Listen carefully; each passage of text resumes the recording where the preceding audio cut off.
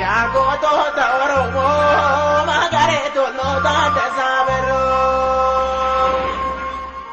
Siidaan gootaa gocha isaati. Yoo siidaan gadi galuu adda babayii bahee garmaamu eessa siidaan Baalchaa Saafoo eessa kabajni Gabayyoo Gurmuu?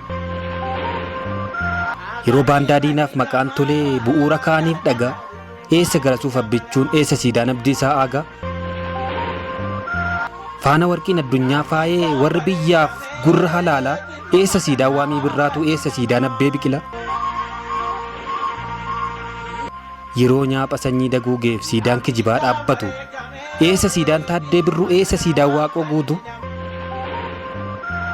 Minilik sanyii daguugeef yoo siidaa dhaaban gubbaa birbirsaa eessa kan Jaarraa Abbaa Gadaa eessa siidaan Baaroo Tumsaa?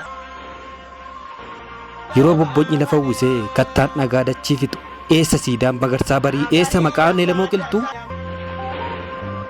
Waan itti hirkattu fakkaattee dambiin dhagaa dhaaltee mul'atti siidaan dhagaa gootan ibsu gootummaan waan kattaa oliiti. Kan fagoo dhiyoo mul'atu siidaan gootaa gocha isaati.